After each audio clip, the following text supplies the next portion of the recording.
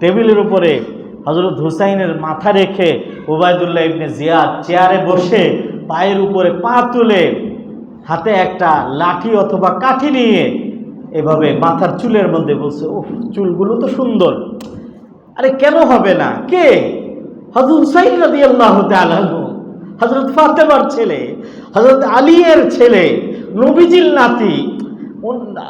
নবীদের ব্যাপারে আমি আপনাদেরকে বলছিলাম যে পৃথিবীতে যখন যে নবী আসছেন তার মধ্যে তিনি সবচেয়ে সুদর্শন। টেবিলের উপরে রাখা হয়েছে, এবং টেবিলের উপরে যখন রাখা হয়েছে চিন্তা করেন যে কত নিষ্ঠুর এবং কত নির্মম, যে কত পাষণ্ড হৃদয়ের মানুষ হলে মুসলিম পরিচয় দানকারী নবীজির উম্মতের দাবিদার নবীজির নাতিকে নির্মমভাবে এইভাবে হত্যা করতে পারে, শহীদ করতে পারে।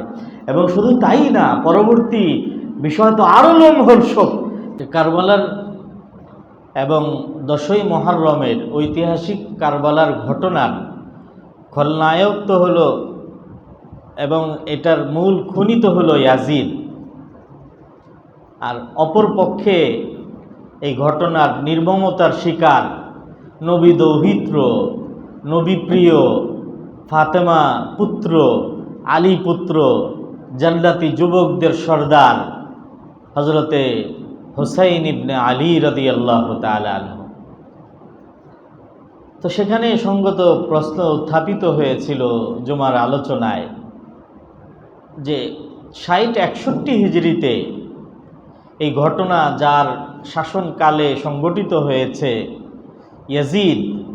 ইয়াজিদ সে ক্ষমতায় আসলো কিভাবে, সে খলিফা হইল কিভাবে, যখন অনেক সাহাবায়ে কেরাম যখন এখনো পর্যন্ত জীবিত, এবং এর পরেও আরও প্রায় 50 বছর পর্যন্ত সাহাবীরা জীবিত ছিলেন পৃথিবীতে। তাহলে ওই সময় তো অনেক, কীভাবে ক্ষমতায় আসলো? ইয়াজিদকে পরবর্তী খলিফা হিসাবে মনোনীত করেছিলেন বিশিষ্ট সাহাবী, ওহী লেখক এবং কোরআন এর আয়াত নাজিল হওয়ার পরে কোরআনের আয়াত লেখক হযরতে মুআবিয়া রাদিয়াল্লাহু তাআলা আনহু। দুপুরে আমি তার প্রেক্ষাপট সম্পর্কে বলেছিলাম যে 41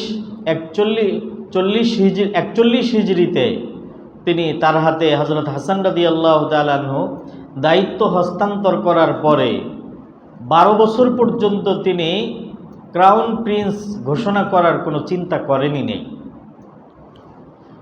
সুতরাং মানুষের মধ্যে একটা জেনারেল এক্সপেকটেশন ছিল যে নেক্সট খলিফা হবেন হযরত হাসান রাদিয়াল্লাহু তাআলা আনহু, যেহেতু তিনি বৃহত্তর স্বার্থে দায়িত্ব ছেড়ে দিয়েছেন। কিন্তু 50 হিজরিতে তিনি ইন্তেকাল করার পরে স্বভাবতই প্রশ্নটা জোরালো হয়ে ওঠে যে পরবর্তী খলিফা কে হবে। 52 হিজরিতে, এবং এখানে আমি ঘটনাও বলছি যে ওনার কাছে কুফা থেকে আগত রাষ্ট্রীয় দূত কবিসা ইবনে জাবের কুফি জিজ্ঞাসা করলে উনি বলছে যে আমি এটা উম্মতের উপরে ছেড়ে দিলাম, আপনার কোনো চয়েস, আমার কোনো চয়েস নেই, মানুষ চাইলে এই 5 জন অথবা এর বাহিরে কাউকে মনোনীত করতে পারে, এই কথা বলা হয়েছে। তাহলে এই 12 বছর পর্যন্ত তার চিন্তাটা এরকমই ছিল। কিন্তু এরপরে হঠাৎ করে পরবর্তী খলিফা নির্বাচন করার এবং বিশেষভাবে সেই খলিফা ইয়াজিদকে মনোনীত করার চিন্তাটা তার মাথায় আসলো কেন? এই প্রশ্নটা খুব গুরুত্বপূর্ণ এই আলোচনার মধ্যে। এই প্রশ্নটা যদি আমাদের এই উত্তরটা জানা থাকে তাহলে বড় একটা জটিলতার থেকে আমরা বেঁচে যাব। এই প্রশ্নের জবাব দিয়েছেন বিশিষ্ট ইসলামিক স্কলার ইবনে খালদুনের নাম আপনারা শুনেছেন। বড় একজন ইতিহাসবিদ ছিলেন, ইতিহাসের উপরে তার অনবদ্য গ্রন্থ আছে, মুকদ্দমায়ে ইবনে খালদুন নামে প্রসিদ্ধ, আরবিতে লেখা, কিন্তু সব ভাষাতে এটা অনুবাদ হয়েছে, ইংরেজিতে বলেন, অন্যান্য ভাষায় বলেন, বাংলাতেও এটার অনুবাদ হয়েছে। ইসলামিক ফাউন্ডেশন অনুবাদ গ্রন্থ প্রকাশ করেছে, অন্যান্য সাধারণ প্রকাশনীগুলো এটার অনুবাদ গ্রন্থ প্রকাশ করেছে। মুকদ্দমা ইবনে খালদুনের মধ্যে আল্লামা ইবনে খালদুন রহমতুল্লাহ আলাইহি এই প্রশ্নটার সমাধান করেছেন। তিনি বলেছেন যে আসলে এটার কারণ ছিল এই, হযরতে মুআবিয়া রাদিয়াল্লাহু তাআলা আনহু সম্পর্কে আমি বলেছি দুপুরে যে সাহাবায়ে কেরামের মধ্যে, আরবের মধ্যে শ্রেষ্ঠতম একজন ডিপ্লোম্যাট ছিলেন তিনি, 2 জনের একজন, আরেকজন আমর ইবনে আস রাদিয়াল্লাহু তাআলা আনহু। গভীরভাবে তিনি চিন্তা করে দেখলেন যে দুইটা সংকট তার সামনে। একটা হচ্ছে এই যে যদি তিনি পরবর্তী খলিফা নির্বাচন করে না যান, তাহলে খলিফা নির্বাচনকে কেন্দ্র করে মতবিরোধ এবং মতবিরোধ থেকে এটা গৃহযুদ্ধ, সিভিল ওয়ার এবং ফ্রাটিসাইডাল ওয়ার, ব্রাদার ওয়ার, ভাতৃঘাতী লড়াই অনেক দূর পর্যন্ত ঘটনা গড়াতে পারে এবং অনেক দূর পর্যন্ত যেতে পারে। এবং এটার তিক্ত অভিজ্ঞতা, তো ওনার তিক্ত অভিজ্ঞতার একটা পাঠ তো তিনি নিজেও বলেছিলাম আমি আজকের আলোচনায়, যে 35 হিজরিতে জঙ্গে জামাল, 36 হিজরিতে জঙ্গে সিফিন অনুষ্ঠিত হয়েছে। তো তিনি চিন্তা করলেন যে পরবর্তীতে এই ধরনের কোনো সিভিল ওয়ার যেন না হয়, এটাকে কেন্দ্র করে এই জন্য তিনি সিদ্ধান্ত নিলেন যে পরবর্তী খলিফা তিনি নির্বাচন করে যাবেন। তাহলে সিভিল ওয়ার থেকে বাঁচার জন্য পরবর্তী খলিফা নির্বাচন করার সিদ্ধান্ত নিলেন। দ্বিতীয় প্রশ্নের জবাব, যে সেই প্রার্থী হিসাবে ইয়াজিদকেই কেন নির্বাচন করলেন? হযরতে মুআবিয়া রাদিয়াল্লাহু তাআলা আনহুর সামনে এই বিষয়টা পরিষ্কার ছিল এবং আরব গোত্র কুরাইশ এবং অন্যান্য গোত্র বা কুরাইশেরও যে উপশাখাগুলো, এদের উপরে যারা এদের মনস্তত্ত্ব, এদের মানসিকতা ইত্যাদি বিশ্লেষণ করে যারা বই পুস্তক ইত্যাদি গবেষণা করেছেন, লিখেছেন, তারা প্রায় সকলেই একমত যে কুরাইশের বিভিন্ন গোত্র উপগোত্রের মাঝে একটা গুরুত্বপূর্ণ গোত্র হচ্ছে হযরত মুআবিয়া রাদিয়াল্লাহু তাআলা আনহুর গোত্র। এদেরকে বলা হয় বনু উমাইয়া, যে বনু উমাইয়ার অধীনে মুসলিম খেলাফত 132 হিজরি পর্যন্ত পরিচালিত হয়েছে। তো বনু উমাইয়া বিরাট একটা, আরবের যে কুরাইশের বিভিন্ন গোত্র, এই এক এক গোত্রের এক একটা বৈশিষ্ট্য ছিল। কোনো গোত্রের বৈশিষ্ট্য ছিল যে এরা মেহমানদারিতে, আতিথেয়তায় খুব শীর্ষে।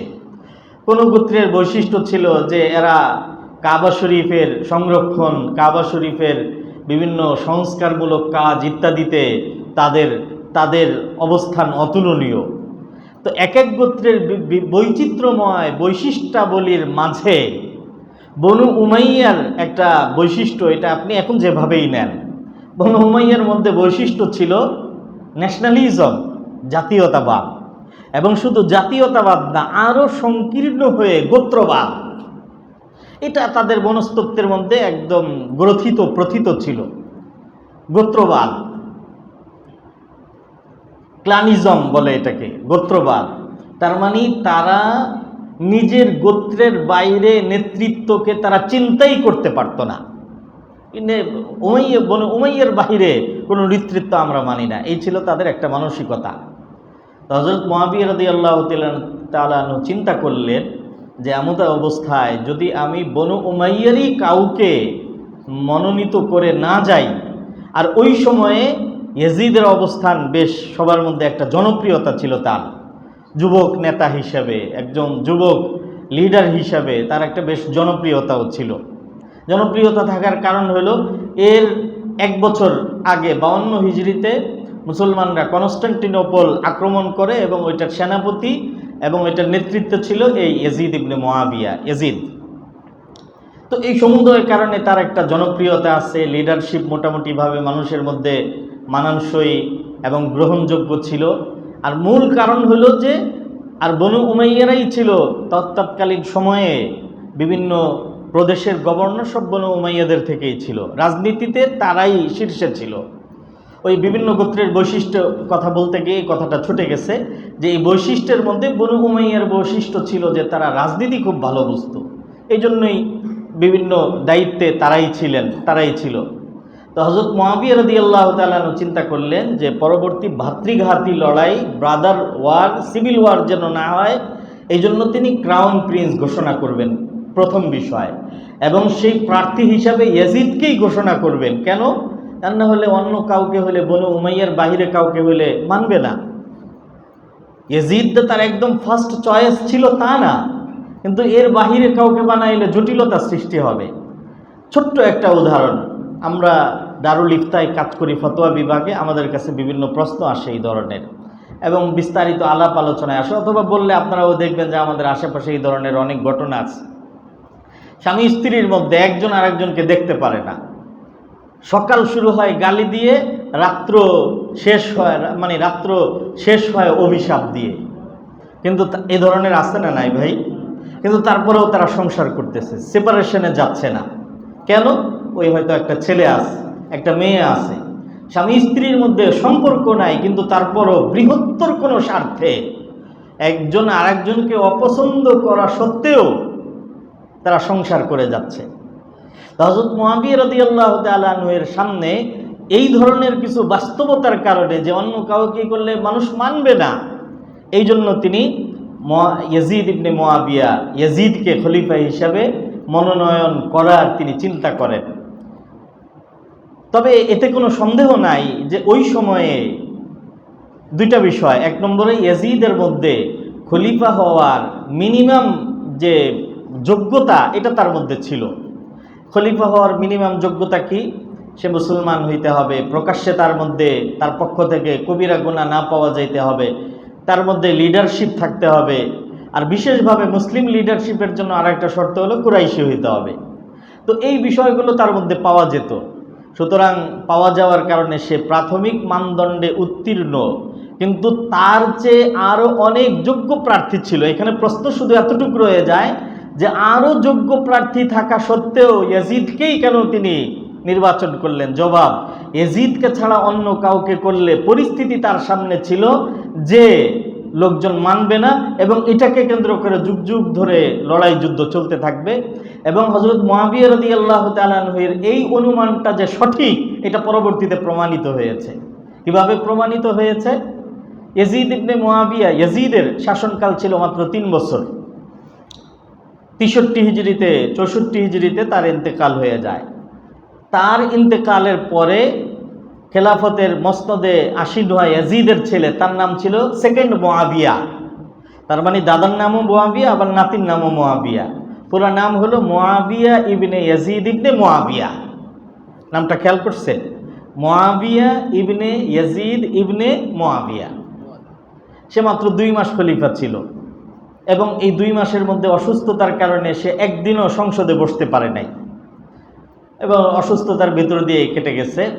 তাকে যখন বলা হয়েছে আপনি ক্রাউন প্রিন্স ঘোষণা করেন, সে বলছে যে না, এটার তিক্ত অভিজ্ঞতা হয়ে গেছে, একবার আমার দাদা করেছেন, এটার তিক্ত অভিজ্ঞতা হয়ে গেছে, আমি কোনো ক্রাউন প্রিন্স ঘোষণা করব না, আমি এই বিষয়টা উম্মাহের উপরে ছেড়ে যাচ্ছি, তারা যাকে পছন্দ করে তাকে খলিফা হিসাবে মেনে নেবে।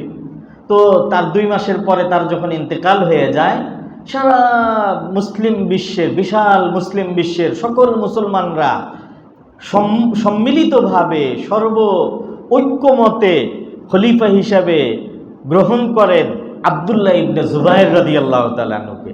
ওই যে হযরত মুআবিয়া যে 5 জনের নাম বলছেন, তার মধ্যে ওনার নামও আছে, আব্দুল্লাহ ইবনে জুবায়ের। আব্দুল্লাহ ইবনে জুবায়েরকে খলিফা হিসাবে নির্বাচন করে, খলিফা হিসাবে তার হাতে সবাই বায়াত গ্রহণ করেন। আব্দুল্লাহ ইবনে জুবায়েরের এই খেলাফতকে বলা হয় খেলাফতে জুবাইরিয়া, এবং তিনি খলিফা ছিলেন 9 বছর, 64 হিজরি থেকে 73 হিজরি পর্যন্ত। আমি এই প্রসঙ্গটা এনেছিলাম যে হযরত মুআবিয়ার অনুমানটা যে সঠিক, এটার প্রমাণ হিসাবে হযরত আব্দুল্লাহ ইবনে জুবায়ের রাদিয়াল্লাহু তাআলা আনহুকে, তিনি হলেন হযরত আসমায়ের ছেলে। আব্দুল্লাহ ইবনে জুবায়েরকে তিনি হলেন জুবাইর ইবনুল আওয়ামের ছেলে। আব্দুল্লাহ ইবনে জুবায়েরকে তিনি হলেন হযরতে আবু বকর সিদ্দিক রাদিয়াল্লাহু তাআলা আনহুর মেয়ের ঘরের নাতি। তিনিও কুরাইশি ছিলেন, কিন্তু বনু উমাইয়া গোত্রের ছিলেন না। উমাইয়া গোত্রের আবু বকর বংশের ছিলেন, সিদ্দিকী বংশের ছিলেন। তো উমাইয়া বংশের বাহিরে আপনি চিন্তা করেন যে সারা বিশাল মুসলিম বিশ্বের শুধুমাত্র জর্ডান, বর্তমান যে জর্ডান, এই জর্ডান এর ছোট্ট একটা অংশ ছাড়া বিস্তৃত বিশাল মুসলিম বিশ্বের সকলেই আব্দুল্লাহ ইবনে জুবায়েরের হাতে বায়াত হয়ে ওনাকে খলিফা হিসেবে মেনে নিয়েছিলেন। আব্দুল্লাহ ইবনে জুবায়েরের রাজধানী ছিল মক্কা মুকাররমা। এখানে ছোট্ট একটা তথ্য হচ্ছে এই যে মুসলিম ইতিহাসের রাজধানী বিভিন্ন সময়ে পরিবর্তন হয়েছে। সাহাবা নবী যুগে মদিনা ছিল, আবু বকরের জমানায় রাজধানী মদিনা ছিল, ওমরের জমানায় মদিনা ছিল, ওসমানের জমানায় মদিনা ছিল, হযরত আলী রাদিয়াল্লাহু তাআলার রাজধানী ছিল কুফা, হযরত আলী এর পরে হাসানের রাজধানী ছিল কুফা। কিন্তু হযরত হাসানের পরে মুআবিয়া রাদিয়াল্লাহু তাআলা আনহুর রাজধানী ছিল দামেস্ক। তো বিভিন্ন সময়ে রাজধানী পরিবর্তন হয়েছে, কিন্তু আসলে মুসলমানদের এক নম্বর সেন্ট্রাল শহর, এক নম্বর কেন্দ্রীয় শহর যদি বলা হয় এক নম্বর, তাহলে সেটা তো মক্কা। মদিনা তো দ্বিতীয় পর্যায়ে। কিন্তু পুরা এই ১৫০০ বছরের ইতিহাসে খেলাফত তো ১৯২৪ পর্যন্ত পৃথিবীতে খেলাফত প্রতিষ্ঠিত ছিল। সর্বশেষ ১৯২৪-এ উসমানী খেলাফত, যেটাকে আপনারা অটোমান সাম্রাজ্য বলেন, অটোমান সাম্রাজ্যের পতনের মাধ্যমে পৃথিবী থেকে খেলাফতের বিলুপ্তি ঘটে। এর আগ পর্যন্ত কিন্তু একদম সেই আবু বকর সিদ্দিকের জমানা থেকে এই পর্যন্ত খেলাফতের শাসন ছিল পৃথিবীতে কোনো না কোনোভাবে। তো এই বিশাল ১৫০০ বছরের ইতিহাসে ক্যাপিটাল সিটি মক্কা মুকাররমা ছিল শুধুমাত্র কেবলমাত্র আব্দুল্লাহ ইবনে জুবাইরের শাসনামলের ৯ বছরে। আমার বলার উদ্দেশ্য হলো এই যে এই আব্দুল্লাহ ইবনে জুবাইরের হাতে সারা মুসলিম বিশ্ব, শুধুমাত্র জর্ডান ছাড়া এমনকি উমাইয়া বংশেরও কেউ কেউ ওনার হাতে বায়াত গ্রহণ করছেন, কিন্তু এই ৯ বছরে একদিনও এমন যায় নাই যে লড়াই আর যুদ্ধ হয় নাই, সিভিল ওয়ার হয় নাই, গৃহযুদ্ধ হয় নাই। কাদের সাথে? আব্দুল্লাহ ইবনে জুবাইরের সাথে আর বনু উমাইয়ার সাথে। তারা আব্দুল্লাহ ইবনে জুবাইরকে সারা পৃথিবীর মুসলমানরা মেনে নিলেও বনু উমাইয়ারা আব্দুল্লাহ ইবনে জুবাইরকে মেনে নিতে পারে নাই। এবং এই সিভিল ওয়ারের সমাপ্তি ঘটেছে কবে?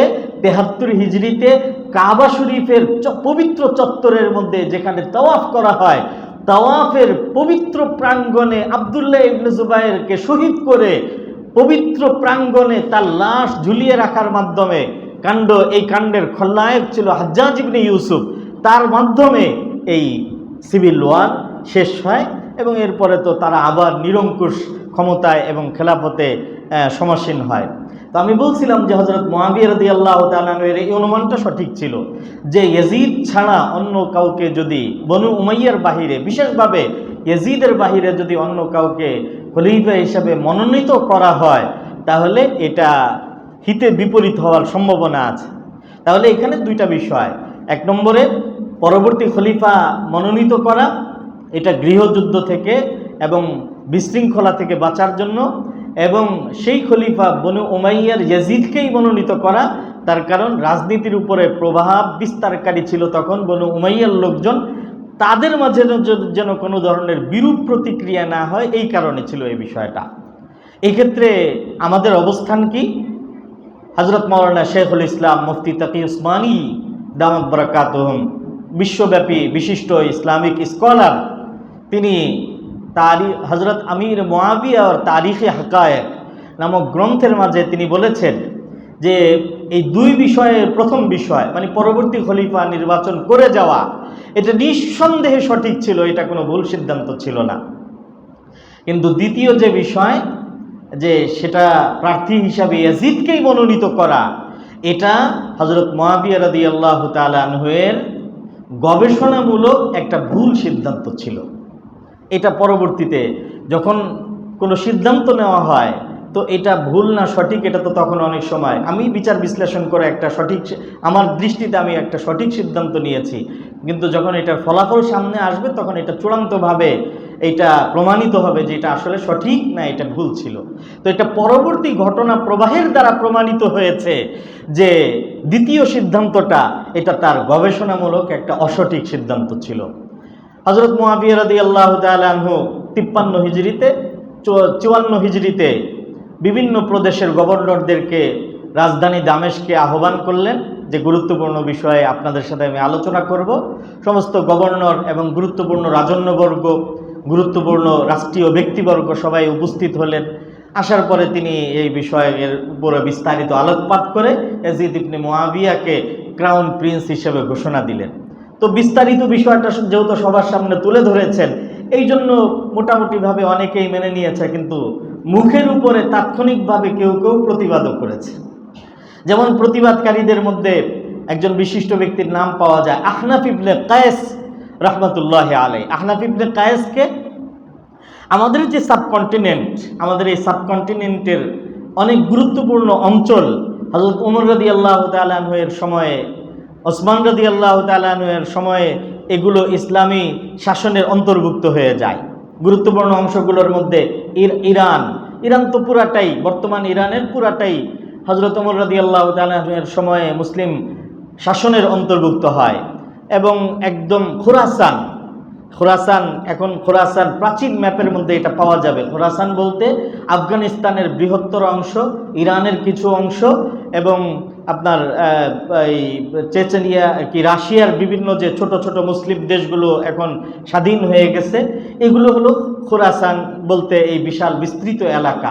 এই খোরাসান বিজেতা মুসলিম বীর হলেন আহনাফ ইবনে কায়েস, ওনাকে ফাতেহে খোরাসান বলা হয়, খোরাসান বিজেতা। উনিও সেখানে ছিলেন। স্পষ্টভাবে দাঁড়ায় বলছেন যে আমি আপনার এই সিদ্ধান্তের সাথে একমত না, আমি প্রতিবাদ করছি। এবং আমর ইবনে হাজম রাদিয়াল্লাহু তাআলা আনহু একজন বিশিষ্ট সাহাবী, তিনি হযরত মুআবিয়া রাদিয়াল্লাহু তাআলা আনহুকে বলছেন যে আপনি আপনার সিদ্ধান্তে পুনর্বিবেচনা করেন, আল্লাহকে ভয় করেন, কিয়ামতের দিনকে ভয় করেন। যখন এইভাবে বলছেন, তো ইতিহাসের কিতাবে আসছে যে যখন ওনাকে বলছেন আল্লাহকে ভয় করেন, কিয়ামতের দিনকে ভয় করেন, হযরত মুআবিয়া তো সাহাবী, বিশিষ্ট সাহাবী, কোরআনের আয়াত লেখক সাহাবী। তো হযরত গরমের দিনে হযরত মুআবিয়া রাদিয়াল্লাহু, শীতের দিনে হযরত মুআবিয়া রাদিয়াল্লাহু তাআলা আনহুর শরীর থেকে একদম ঘর্মসিক্ত হয়ে ঘাম বের হওয়া আরম্ভ হয়ে গেছে। কিন্তু তিনি বলছেন যে আমি অনেক বিচার বিশ্লেষণ করে এই সিদ্ধান্ত নিতে বাধ্য হয়েছি এবং নিয়েছি। এটা 54 হিজরির কথা। এবং তাদেরকে বললেন যে আপনারা বিভিন্ন শহরে গিয়ে ইয়াজিদের নামে ক্রাউন প্রিন্স হিসাবে আপনারা বায়াত নেবেন, মানুষের কাছ থেকে বায়াত গ্রহণ করবেন। সবাই বিভিন্ন অঞ্চলে গিয়ে ইয়াজিদের কাছে বায়াত নেওয়া আরম্ভ করলেন। ওই সময়ে সাহাবায়ে কেরামের ব্যাপকভাবে সাহাবায়ে কেরাম বসবাস করতেন, অবস্থান করতেন মক্কাতে এবং মদিনাতে। তো মক্কাতে এবং মদিনাতে এটার খুব ব্যাড রিয়াকশন হয়, খুব খারাপ প্রতিক্রিয়া হয়। মক্কার বিশিষ্ট সাহাবীরা এটাকে প্রতিবাদ করেন এবং মেনে নেন নাই। বিশিষ্ট সাহাবীদের মধ্যে হযরত আব্দুল্লাহ ইবনে জুবায়ের, হযরত আব্দুল্লাহ ইবনে ওমর, হযরত আব্দুল্লাহ ইবনে আব্বাস, হযরত হুসাইন রাদিয়াল্লাহু তাআলা আনহু নিজে। এরপরে নবীজি যাদেরকে এক মজলিসে 10 জনকে জান্নাতের সুসংবাদ দিয়েছিলেন, যাদেরকে আশারায়ে মুবাশশারা বলা হয়, এবং ইসলামী এই আশারায়ে মুবাশশারা যতদিন জীবিত ছিলেন, ইসলামী রাষ্ট্রের একটা গুরুত্বপূর্ণ রাষ্ট্রীয় আইন ছিল যে আশারায়ে মুবাশশারা যতক্ষণ পর্যন্ত কোনো খলিফার ব্যাপারে একমত না হবেন ততক্ষণ পর্যন্ত ওই খলিফা হিসাবে প্রতিষ্ঠিতই হবে না। বুঝেন নাই নিয়মটা? তো তখন আশারায়ে মুবাশশারার 10 জনের মধ্যে মাত্র 2 জন জীবিত ছিলেন, হযরত সাদ ইবনে আবি ওয়াক্কাস রাদিয়াল্লাহু তাআলা আনহু এবং হযরতে সাঈদ ইবনে যায়েদ রাদিয়াল্লাহু তাআলা আনহু। ওনারা দুজন বলছেন যে আমরা এই সিদ্ধান্তকে প্রত্যাখ্যান করে ইয়াজিদকে খলিফা হিসাবে, পরবর্তী খলিফা হিসাবে আমরা মানি না। মুআবিয়া রাদিয়াল্লাহু তাআলা আনহু এদের মাধ্যমে পাঠাইছেন। এই কথাগুলো যখন ওনার কানে গেছে, হযরত আবু বকর সিদ্দিক রাদিয়াল্লাহু তাআলা আনহু এর ছেলে আব্দুর রহমান ইবনে আবু বকর, তিনিও সাহাবী ছিলেন। তিনি তো একেবারে একদম রাগে ক্ষোভে সংক্ষুব্ধ হয়ে জুমার দিনে মসজিদে নববীতে দাঁড়িয়ে পরিষ্কারভাবে তিনি খুব জ্বালাময়ী বক্তব্য দেন। দেখো তোমাদের সামনে মানে এটা মুআবিয়া রাদিয়াল্লাহু তাআলা আনহুকে উদ্দেশ্য করে তিনি বলেন, দেখো তোমাদের সামনে পূর্ববর্তী 3 জনের আদর্শ আছে, মডেল আছে। তোমরা এই 3 মডেলের বাহিরে কোনো চতুর্থ মডেল তোমরা এখানে দাঁড় করানোর চেষ্টা করবে না। তোমাদের সামনে মডেল আছে নবীজি রাসূলুল্লাহ সাল্লাল্লাহু আলাইহি ওয়াসাল্লাম, যে তিনি তার পরবর্তী রাষ্ট্রনায়ক অথবা খলিফা কে হবে এটা কাউকে ঘোষণা করে যান নাই। ইন্তেকালের পরে লোকজন সবাই মিলে জোর করে ধরে হযরত আবু বকরকে খলিফা বানাইছে। তোমাদের সামনে মডেল আছে ওমর ইবনুল খাত্তাব রাদিয়াল্লাহু তাআলা আনহু এর দ্বিতীয় খলিফা। তিনি বিষয়টার সুরাহা করার জন্য 6 সদস্য বিশিষ্ট একটা সর্বোচ্চ অথরিটি এবং সর্বোচ্চ ইলেকশন কমিশন গঠন করে দিয়ে গেছেন, যে তারা যার ব্যাপারে সিদ্ধান্ত, এবং এই 6 জনের 6 জন ছিল আশারায়ে মুবাশশারা। ওই মূলনীতির আলোকে তারা যাকে নির্বাচন করে সেই খলিফা হিসাবে নির্বাচিত হবে। তো হয়তো রাসূলের আদর্শ মানো, আর না হলে আবু বকর, তোমাদের সামনে মডেল আছে আবু বকর সিদ্দিক রাদিয়াল্লাহু তাআলা আনহু, ওনাটা ছুটে গেছে মাঝখান থেকে। আবু বকর সিদ্দিক রাদিয়াল্লাহু তাআলা আনহু পরবর্তী খলিফা এর নাম সুনির্দিষ্টভাবে ঘোষণা করে গেছেন হযরত ওমরকে। কিন্তু হযরত ওমর আর হযরত আবু বকরের সম্পর্ক কি ছিল? আত্মীয়তার ঘনিষ্ঠ কোনো সম্পর্ক ছিল না। আবু বকরের বংশ আলাদা, ওমরের বংশ আলাদা, এবং আত্মীয়তারও কোনো সম্পর্ক নাই। তাহলে একদম নিরেট শুধুমাত্র কেবলমাত্র উম্মাহের কল্যাণ বিবেচনা করে নিজের ছেলেকে বাদ দিয়ে, নিজের আত্মীয় স্বজনকে বাদ দিয়ে তিনি উম্মাহের কল্যাণে একজন উপযুক্ত ব্যক্তিকে নির্বাচন করেছেন। অতএব হয়তো তোমরা নবীজির মডেল, আবু বকরের মডেল, আর না হলে ওমরের মডেলকে তোমরা গ্রহণ করো।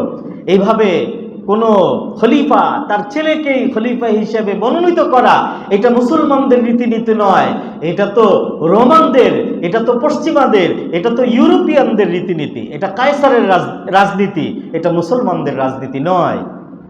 হযরত আব্দুর রহমান ইবনে আবু বকর সিদ্দিক, হযরত আব্দুর রহমান ইবনে আবু বকর রাদিয়াল্লাহু তাআলা আনহুর রিয়াকশন ছিল এরকম। 54 হিজরির ঘটনা।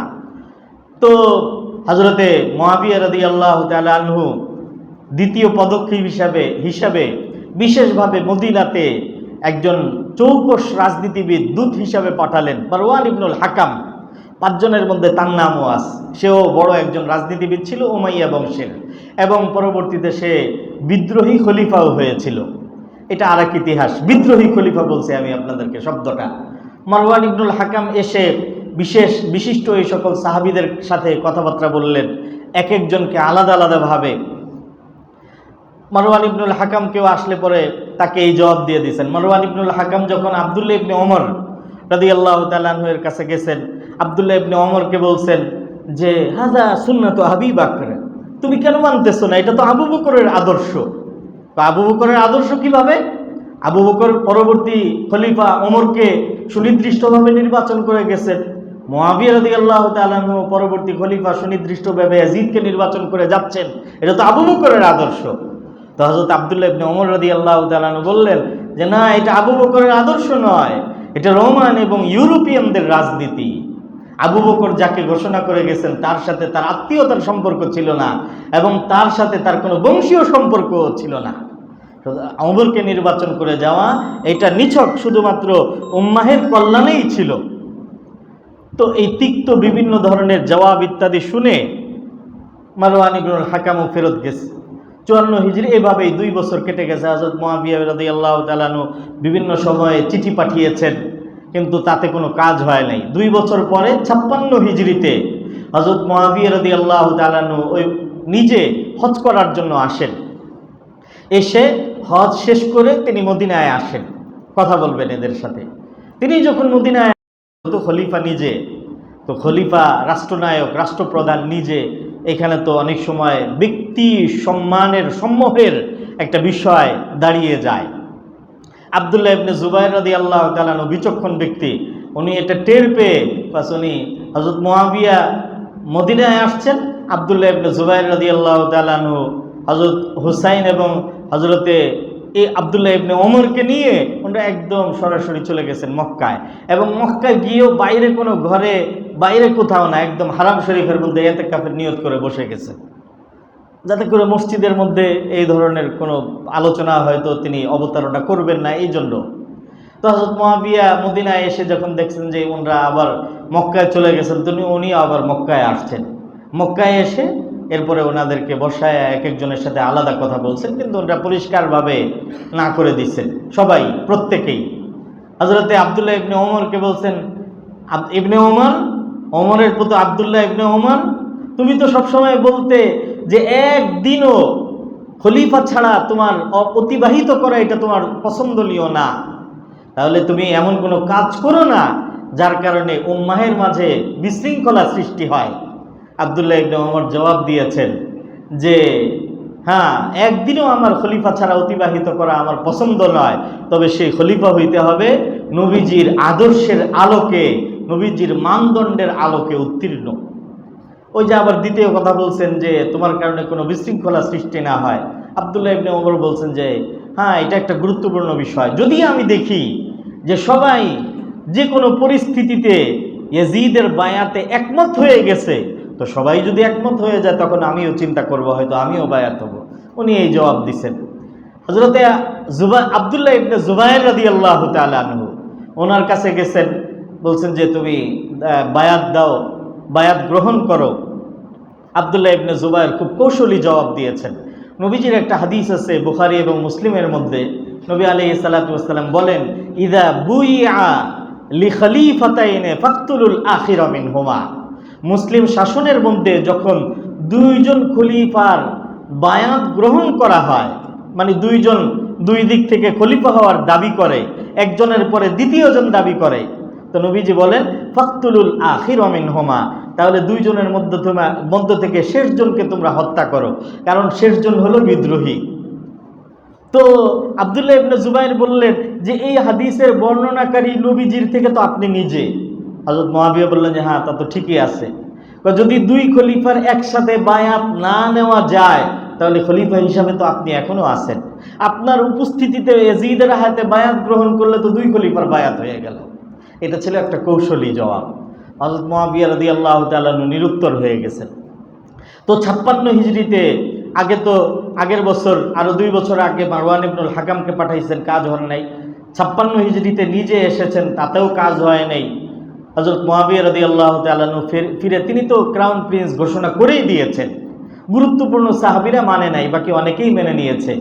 হযরত মুআবিয়া রাদিয়াল্লাহু তাআলা আনহু এই অবস্থার ভিতর দিয়েই আরো 4 বছর পরে তিনি 60 হিজরির রজব মাসের 22 তারিখে মুআবিয়া রাদিয়াল্লাহু তাআলা আনহু ইন্তেকাল করেন। হযরত মুআবিয়ার যখন ইন্তেকাল হয়, ইয়াজিদ তখন একটা অভিযানে ছিল। বর্তমান সিরিয়ার গুরুত্বপূর্ণ শহর এবং রাজধানী হিমস, এই হিমসের দুর্গ হাওয়ারির ওই দুর্গে সে অবস্থান করতেছিল। মুআবিয়া রাদিয়াল্লাহু তাআলা আনহুর ইন্তেকালের সংবাদ শুনে সাথে সাথে দামেস্কে আসছে, কিন্তু আসলেও জানাজা এবং দাফন সে পায় নাই। তো তার তো খলিফা হওয়াটা আগেই ঘোষণা হয়ে গেছে। তো সে এসে দামেস্কের জামে মসজিদের মধ্যে একটা জ্বালাময়ী ভাষণ দিছে। আমাদের বর্তমান রাজনীতিবিদদের মধ্যে এমন এক ভাষণ, বিভিন্ন সুযোগ সুবিধা, বিভিন্ন কার্ড ইত্যাদি এগুলির কথা বলে, মানে এমন একটা অবস্থা যে এখন দেশ একটা নতুন সুশাসনের যুগে এবং অধ্যায়ে প্রবেশ করতে যাচ্ছে। এই ধরনের, এটা কিন্তু বিশেষ কোনো না, সমস্ত পলিটিশিয়ান এবং পলিটিক্যাল লিডারদের একই চরিত্র। কথা বলেন ভাই? তো ইয়াজিদ ইবনে মুআবিয়া সাধারণ রাজনীতিবিদদের মধ্যে এই ধরনের একটা ভাষণ দিছে। ভাষণ দেওয়ার পরে এই শুরু হলো তার খলিফা। তো খেলাফতের দায়িত্বে আসীন হওয়ার পরে সর্বপ্রথম যে ভুলটা করবে বলে হযরত মুআবিয়া রাদিয়াল্লাহু তাআলা আনহু আগেই অনুমান করে সতর্ক করেছিলেন, কিন্তু সতর্ক করা সত্ত্বেও ওই ভুলটাই সে সর্বপ্রথম করে। হযরত মুআবিয়া রাদিয়াল্লাহু তাআলা আনহু ইন্তেকালের আগে দিয়ে ইয়াজিদকে বলেছিলেন যে দেখো, এই যে উম্মতের গুরুত্বপূর্ণ শীর্ষ সাহাবায়ে কেরাম, এদের ব্যাপারে বায়াত হোক অথবা অন্য কোনো সিদ্ধান্ত হোক ইত্যাদি ব্যাপারে কোনো ধরনের চাপাচাপি করবে না, নিজের কোনো সিদ্ধান্ত তাদের উপরে চাপিয়ে দিবে না, বায়াতের ক্ষেত্রে তাড়াহুড়া করবে না। তারা যদি স্বেচ্ছায় সানন্দে খুশি মনে তোমাকে বায়াত দেয় তো ঠিক আছে, আর না দিলে তুমি এটা নিয়ে তুমি চাপাচাপি করবে না। হযরত মুআবিয়া এই কথাটা কেন বলছেন? এটা একটা রাজনৈতিক প্রজ্ঞা সুলভ অবস্থান থেকে তিনি এই কথাটা বলেছেন। কারণ আমি আগেই বারবার বলেছি যে কুরাইশের শ্রেষ্ঠ 2 কূটনৈতিক ডিপ্লোম্যাটদের মধ্যে তিনি একজন তিনি, আর একজন আমর ইবনুল আস রাদিয়াল্লাহু তাআলা আনহু। প্রসঙ্গত এইখানে ছোট্ট আপনাদেরকে একটু বলে রাখি, হযরত মুআবিয়া রাদিয়াল্লাহু তাআলা আনহু একবার আমর ইবনুল আস হলেন মিশর বিজেতা। আমর ইবনুল আসকে বলেছেন যে সবাই তোমাকে শ্রেষ্ঠ কূটনীতিবিদ এবং ডিপ্লোম্যাট হিসাবে চিহ্নিত করে, তোমার একটা খ্যাতি আছে, আসলে এটার কারণ কি? হযরত ওমর রাদিয়াল্লাহু তাআলা আনহু যখন সিরিয়াতে রোমানদের বিরুদ্ধে অভিযান প্রেরণ করেন, এই অভিযানের নেতৃত্বে ছিলেন, এর আগে বেশ কয়েকজনকে পাঠাইছেন কিন্তু ব্যর্থ হয়েছে, সর্বশেষে পাঠাইছেন আমর ইবনুল আসকে। আমর ইবনুল আসকে যখন পাঠিয়েছেন তখন তিনি বলেছিলেন, রোমান ডিপ্লোম্যাটদের বিরুদ্ধে আমি ইসলামের ডিপ্লোম্যাটকে পাঠাইলাম। তাহলে তার এই জায়গাটাতে তার অবস্থান কত বড় ছিল। তো হযরত মুআবিয়া জিজ্ঞাসা করলেন যে আসলে এটার ব্যাখ্যাটা কি, এটা কোন পর্যায়ের যে তুমি এত বড় কূটনীতিবিদ? তো আব্দুল ইবনুল আস রাদিয়াল্লাহু তাআলা আনহু তখন জবাব দিয়েছিলেন যে আমি এমন কোনো জটিলতার মধ্যে পড়ি নাই আমার জীবনে যেখান থেকে আমি বের হয়ে আসতে না পারি। এরপরে উনি আবার হযরত মুআবিয়াকে জিজ্ঞাসা করছেন যে আপনারও তো রাজনীতিতে একটা সুখ্যাতি আছে, এইটার আসলে ইয়াটাকে চিত্রায়নটা কেমন। তো হযরত মুআবিয়া রাদিয়াল্লাহু তাআলা জবাব দিচ্ছেন যে আমি এমন কোনো জটিলতার মধ্যে প্রবেশই করি না যেখান থেকে বের হওয়া আমার জন্য কঠিন হবে। আসলে ঘুরে ফিরে কথা দুটোটা কিন্তু একই। উনি বলছেন আমি এমন কোনো জটিলতার মধ্যে পড়ি নেই যেখান থেকে আমি বের হইতে পারবো না বা পারি নাই, আর উনি বলছেন এমন কোনো জটিলতায় আমি প্রবেশই করি নাই যেখান থেকে আমার বের হওয়াটা কঠিন হবে। তো যাই হোক, হযরত মুআবিয়া রাদিয়াল্লাহু তাআলা আনহু ওনার দূরদর্শিতা থেকে ইয়াজিদকে বিশেষভাবে পরামর্শ দিয়েছেন যে চাপাচাপি করবা না এই বিশিষ্ট ব্যক্তিদের ক্ষেত্রে। কিন্তু সে খলিফা হয়েই আগের যে সমস্ত প্রতিবাদী সাহাবী ছিলেন, যার মধ্যে হযরত হুসাইন নিজেও ছিলেন, তাদের থেকে বায়াত গ্রহণ করার ব্যাপারে তার খুব তাড়া। সে খলিফা হয়েই দূত পাঠাইল এবং সেই দূত এর নাম ছিল রুজাইক। রুজাইককে মদিনায় পাঠায় বলল যে মদিনার গভর্নর তৎকালীন ওয়ালিদ ইবনে উতবাহ, যে তুমি দিনে যাও অথবা রাতে যাও, যাওয়া মাত্রই গভর্নর হাউসে যাবে এবং গভর্নর হাউসে যদি গভর্নর ঘুমায়ও থাকে তাকে জাগাবে এবং জাগায় বলবে যে এই ব্যক্তিদের থেকে যেন এখনই তাৎক্ষণিকভাবে বায়াত গ্রহণ করে, বায়াত নিয়ে নেয়। এই ব্যাপারে কিন্তু তার বাবা আগেই সতর্ক করে গেছেন, কিন্তু এসেই তার এটি ছিল প্রথম পদক্ষেপ। রুজাইক যখন মদিনায় আসছে, তো মদিনায় আসলে ঠিকই তখন রাত্র একদম 3টা বাজে, গভীর রাত। এই গভর্নর হাউসে গেছে, ওয়ালিদ ইবনে উতবা মদিনার গভর্নর ঘুমানো ছিল, জাগায় তুলছে, বলছে যে আমি জরুরি ইমার্জেন্সি বার্তানি মেসেজ নিয়ে আসছি খলিফার পক্ষ থেকে। ইমার্জেন্সি মেসেজ, এই যে আব্দুল্লাহ ইবনে জুবায়ের, হুসাইন এদেরকে ডেকে আপনি এখনই বায়াত নেন, বায়াত নেওয়ার জন্য আমাকে পাঠাইছেন। তো ওই গভীর রাত্রে খলিফার আদেশ, কিছু করার নাই। ওয়ালিদ ইবনে উতবা, এমনি ওয়ালিদ ইবনে উতবা ব্যক্তিগতভাবে একজন সজ্জন, ভদ্র এবং ভালো মানুষ ছিল উমাইয়াদের মধ্যে। তো ওয়ালিদ ইবনে উতবা আব্দুল্লাহ ইবনে জুবায়েরকে প্রতিবাদীদের মধ্যে একদম শীর্ষ, নামটা কি মনে রাখতে পারতেছেন আপনারা? আব্দুল্লাহ ইবনে জুবায়েরকে খবর দিয়ে পাঠাইলেন যে আপনাকে এখনই আসতে হবে। উনি আসলেন, আসার পরে তাকে বললেন যে আপনি বায়াত। সাথে সাথে হযরত হুসাইন রাদিয়াল্লাহু তাআলা আনহুকেও ডাকা হলো।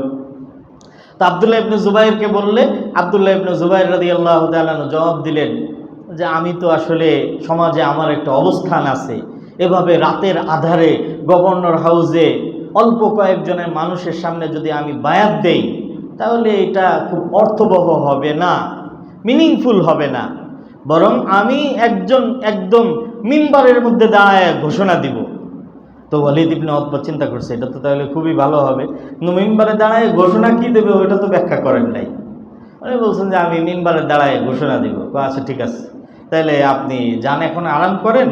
আর ওনাকে যখন বলছেন যে যান এখন আরাম করেন, কালকে মিম্বারে ঘোষণা দিয়েন, সাথে সাথে হযরত হুসাইনকেও বলছেন যে তাহলে আপনি আর এখন বায়াত কেন দিবেন, আপনিও যান কালকে একসাথে। তো ওনারা চলে আসছেন, কিন্তু ওনারা গভর্নর হাউস থেকে বের হয়ে আর বাড়িতে ফিরে যান নাই। বাস সাথে সাথে ওই রাত্রেই তারা মক্কার পথে রওনা হয়ে গেছে। মক্কায় কেন রওনা হয়েছেন? কারণ মক্কা যদিও ইয়াজিদের শাসনের অধীনেই ছিল, কিন্তু মক্কাতে আব্দুল্লাহ ইবনে জুবায়ের, হযরত হুসাইনের এত বিশাল বিপুল জনপ্রিয়তা ছিল যে এখানে উমাইয়াদের শাসন নিরর্থক, এখানে তাদের খুব একটা চলতো না। এই জন্য তারা মক্কায় একটা নিরাপদ জায়গা হিসাবে মক্কায় চলে আসছে। মক্কায় আসার পরে সকালবেলা যখন ওয়ালিদ ইবনে উতবা জানতে পারছে, তো সাথে সাথে কি করবে, খলিফা তো ইমার্জেন্সি মেসেজ তাকে দিয়ে পাঠিয়েছিলেন। তো সেও বিস্তারিত লিখে ইয়াজিদের কাছে সব বিস্তারিত সূরত হাল লিখে পাঠাইছে। ইয়াজিদের কাছে বিস্তারিত যাওয়ার পরে সে বলছে আচ্ছা ঠিক আছে, তাহলে তাদের সমর্থক যারা মদিনাতে আছে তাদেরকে ডেকে তাদেরকে বায়াত দিতে বলো। যদি তারা বায়াত না দেয় তাহলে তাদেরকে গ্রেফতার করে বন্দি করে জেলখানায় আটক করো। তো ওয়ালিদ ইবনে উতবা এর কাছে বার্তা আসার পরে এক একজনকে ডাকছেন, সবাই অস্বীকার করছেন। তো গ্রেফতার করে এদেরকে জেলে বন্দি করা হয়েছে।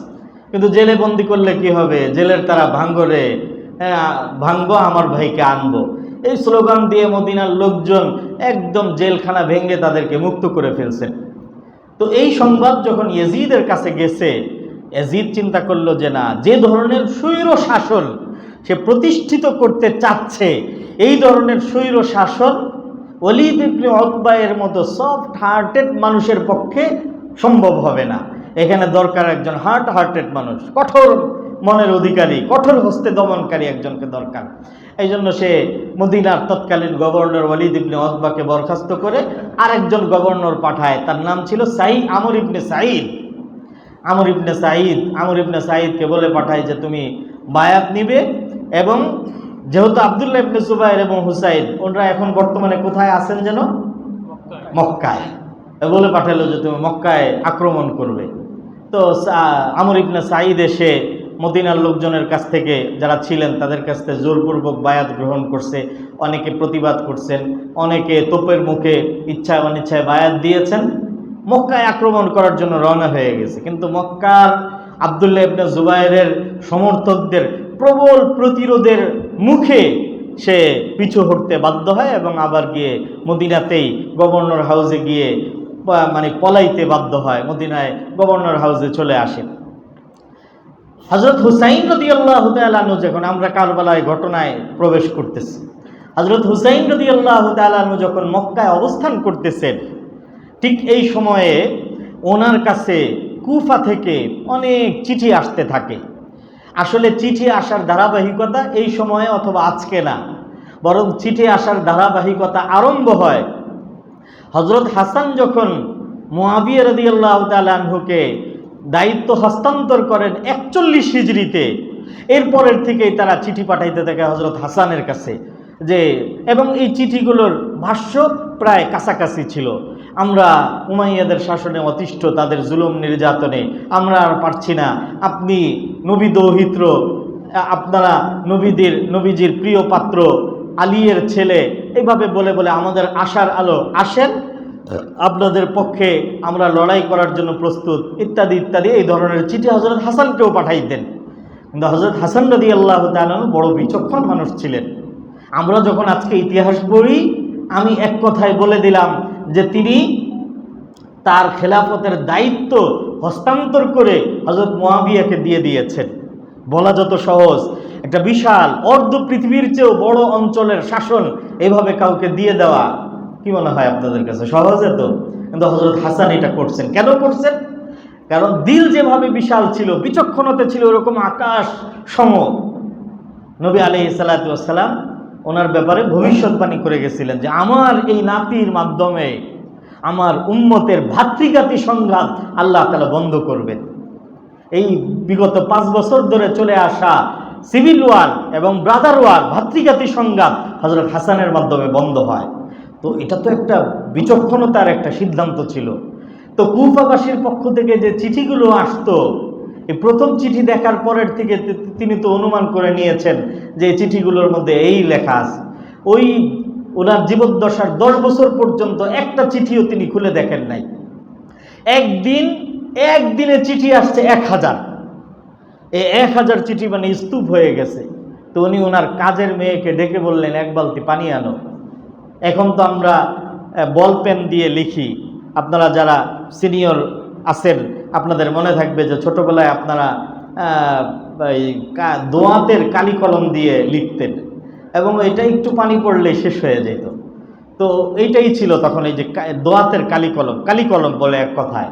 তো হযরত হাসানের কাছে একদিনে যখন 1000 চিঠি আসছে, স্তূপ হয়ে গেছে, কাজের মেয়েকে বলছেন যে 1 বালতি পানি আনো। পানি আনলে ওই পানির মধ্যে সব চুবাইয়ে দিচ্ছেন, কি লেখা আছে সব যেন একসাথে মিটে যায়।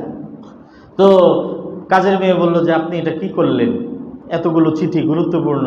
বললো যে এটা কুফাবাসীর চিঠি, কুফাবাসীদের বক্তব্যের উপরে কোনো ধরনের ভরসা করা যায় না। এরা আমার বাবার সাথে এরা থাকে নাই, এরা বাবা হযরত আলী রাদিয়াল্লাহু তাআলা আনহু, হযরত আলী রাদিয়াল্লাহু তাআলা আনহু তো শহীদ হয়েছেন, কুফাতেই শহীদ হয়েছেন। তো বলছেন যে এগুলি এই কথা, এদের কথার উপরে কোনো আস্থা রাখা যায় না। তো হযরত হাসান তো বিচক্ষণ মানুষ ছিলেন, উনি চিঠি খুলেও দেখেন নাই কোনোদিন। হযরত হুসাইন রাদিয়াল্লাহু তাআলা আনহু বিচক্ষণ ছিলেন না তা না, তিনিও বিচক্ষণ ছিলেন, কিন্তু তার সামনে বিভিন্ন পরিস্থিতি ছিল। তো তিনি মক্কায় থাকা অবস্থাতে এই উপর্যুপরি অনেক চিঠি আসতেছে যে আসেন আসেন আসেন। 2 নম্বর, ইয়াজিদের খেলাফত অথবা শাসন এখনো প্রতিষ্ঠিত হয় নাই, না হওয়ার কারণ অনেক গুরুত্বপূর্ণ সাহাবীরা মেনে নেন নাই তাকে। 3 নম্বর, ইয়াজিদ তার দৃষ্টিতে বিভিন্ন কারণে খেলাফতের মানদণ্ডে উত্তীর্ণও ছিলেন না। তো যেহেতু তার শাসন এখনো প্রতিষ্ঠিত হয় নাই, এই জন্য তিনি চিন্তা করলেন যে এটার মধ্যে এখনো চেঞ্জিংয়ের একটা সুযোগ আছে, পরিবর্তনের একটা সুযোগ আছে। এই জন্য হযরত হুসাইন রাদিয়াল্লাহু তাআলা আনহু কয়েকজনের সাথে সিদ্ধান্ত করে, পরামর্শ করে সিদ্ধান্তে পৌঁছলেন যে তিনি কুফায় যাবেন। তিনি তার কুফায় যাওয়ার সিদ্ধান্ত যখন ঘনিষ্ঠ কয়েকজনকে জানাইলেন, যাকে জানাইছেন সেই নিষেধ করছেন যে না, আপনি কুফায় যায়েন না, কারণ এরা আপনার বাবার সাথে গাদ্দারি করেছে, এরা আপনার ভাইয়ের হাত ছেড়ে দিছে, এরা আপনার সাথেও এরা ভালো আচরণ করবে না, আপনার সাথেও এরা ধোঁকা দিবে। হযরত হুসাইন রাদিয়াল্লাহু তাআলা চিন্তা করলেন যে আচ্ছা ঠিক আছে, তাহলে অবস্থাটা পর্যবেক্ষণ করা দরকার। অবস্থা পর্যবেক্ষণ করার জন্য তিনি তার আপন চাচাতো ভাই মুসলিম ইবনে আকিল রাদিয়াল্লাহু তাআলা, মুসলিম ইবনে আকিলকে তিনি কুফাতে পাঠাইলেন যে দেখে আসো আসলে অবস্থাটা কি। মুসলিম ইবনে আকিল কুফাতে গেলেন। তো কুফাতে যাওয়ার পরে কুফার লোকজন বিপুল উষ্ণ সংবর্ধনায় ওনাকে গ্রহণ করছেন। উনি যখন কুফাতে আসছেন তখন কুফার তৎকালীন উমাইয়াদের দ্বারা নিয়োজিত কুফার গভর্নর ছিলেন নু'মান ইবনে বশির, তিনি বিশিষ্ট সাহাবীও ছিলেন। নু'মান ইবনে বশির রাদিয়াল্লাহু তাআলা আনহু তখন কুফার গভর্নর। মুসলিম ইবনে আকিল কুফায় আসছেন, কুফাবাসী তাকে উষ্ণ সংবর্ধনা জানাইছেন এবং তিনি হানি ইবনে উরওয়া নামক একজন বিশিষ্ট ধনাঢ্য ব্যক্তির বাড়িতে অবস্থান গ্রহণ করেন। তো তিনি ওইখানে অবস্থান গ্রহণ করলে বড় একজন মানুষের বাড়িতে ছিলেন, তার বিরাট আঙ্গিনা ছিল, এখানে লোকজন আসতেছে, ওনাকে অভয় দিচ্ছে যে হ্যাঁ আপনারা আপনাদের সাথে আমরা আসি। এবং একদিন দুই দিন মাত্র কয়েকদিনের মধ্যে মুসলিম ইবনে আকিলের আশেপাশে সার্বক্ষণিক অবস্থান গ্রহণ করতেছেন 12,000, অন্য বর্ণনার মধ্যে 18,000 মানুষ, একদম সবসময় আষ্টে পৃষ্ঠে লেগে আছে যে আমরা আসি আপনার সাথে, এবং 1 লক্ষ তরবারি আপনাদের পক্ষে এখানে উত্তোলিত হবে, কাজ করবে। হযরত মুসলিম ইবনে আকিল চাচাতো ভাই রাদিয়াল্লাহু তাআলা আনহু উনি বিস্তারিত এগুলি রিপোর্ট করে মদিনায় পাঠিয়ে দিলেন হযরত হুসাইনের কাছে। হযরত হুসাইনের কাছে চিঠি আসলো। তিনি সামগ্রিকভাবে চিন্তা করলেন যে ঠিক তাহলে কুফাতে যাওয়া যায় এবং কুফাতে যাওয়ার সিদ্ধান্ত ঘোষণা করলেন। কুফাতে নু'মান ইবনে বশিরকে উমাইয়া বংশের লোকজন যারা কুফায় ছিল এরা বলল যে আপনি এই মুসলিম ইবনে আকিল হুসাইনের পক্ষ থেকে আসা দূত, তাকে আপনি তার বিরুদ্ধে ব্যবস্থা কেন নিচ্ছেন না? নু'মান ইবনে বশির বললেন যে আমার দৃষ্টিতে তারা এখনো কোনো অপরাধ করে নাই, তিনি যদি অপরাধ করে তাহলে আমি ব্যবস্থা নিব। দেখেন এই কথাটা গুরুত্বপূর্ণ, যদি অপরাধ করে তাহলে আমি ব্যবস্থা নিব, তারা তো কোনো অপরাধ করেন নাই। এটা কেন বলছে? তার কারণ মুসলিম ইবনে আকিলের আশা এটা বিদ্রোহের মধ্যে পড়ে নাই। এ বিষয়ে বিস্তার একটু ব্যাখ্যা আমি সামনে দিব।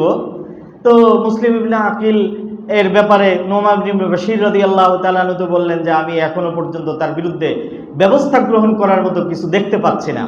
আবার সাথে সাথে এটাও বলছিলেন লোকজন তো ওনার পিছনে নামাজ পড়া ছেড়ে দিয়েছিলেন, নু'মান ইবনে বশিরের পিছনে, ওনার পিছনে নামাজ না পড়ে জুমার দিনে নামাজ পড়তেছেন মুসলিম ইবনে আকিলের পিছনে, তাকে আমরা নেতা হিসেবে মানি, এরকম একটা অবস্থা। তো এই রিপোর্টগুলো আবার ইয়াজিদের কাছে পৌঁছলো যে আপনার গভর্নর নু'মান ইবনে বশির সে তো হুসাইনের পক্ষ থেকে আসা দূতের ব্যাপারে কোনো ব্যবস্থাই গ্রহণ করতেছে না। হযরত নু'মান ইবনে বশিরের কাছে ইয়াজিদের পক্ষ থেকে কড়া বার্তা আসলো যে আপনি তার বিরুদ্ধে ব্যবস্থা নেন। নু'মান ইবনে বশির জবাব দিলেন যে বাহদালের নাতির চেয়ে নবীজির নাতি আমাদের কাছে অনেক শ্রেষ্ঠ এবং প্রিয়। বাহদালের নাতিকে, বাহদালের নাতি হলো ইয়াজিদ, বাহদাল হলো ইয়াজিদের নানা। বাহদাল হলো আপনার ইয়ামানের একটা গির্জার তৎকালীন পাদ্রী, খ্রিস্টান ছিল এবং খ্রিস্টান অবস্থাতেই মৃত্যুবরণ করে। এই খ্রিস্টান পাদ্রীর মেয়ে মাইসুন, ইয়াজিদের মা মাইসুন বিনতে বাহদাল, এ ছিল হযরত মুআবিয়া রাদিয়াল্লাহু, সে ইসলাম গ্রহণ করছিল, ফলে হযরত মুআবিয়া তাকে বিবাহ করেন এবং তারই গর্ভে ইয়াজিদের জন্ম হয়। তো ওইদিকে ইঙ্গিত করে বলছেন আজ বাহদালের নাতির চেয়ে তো নবীজির নাতি আমাদের কাছে প্রিয়, নবীজির নাতির উপরে কোরবান। তো এই কথাগুলো ইয়াজিদের কাছে পৌঁছার পরে ইয়াজিদ বলল যে না, এই নু'মান ইবনে বশিরকে দিয়ে হবে না।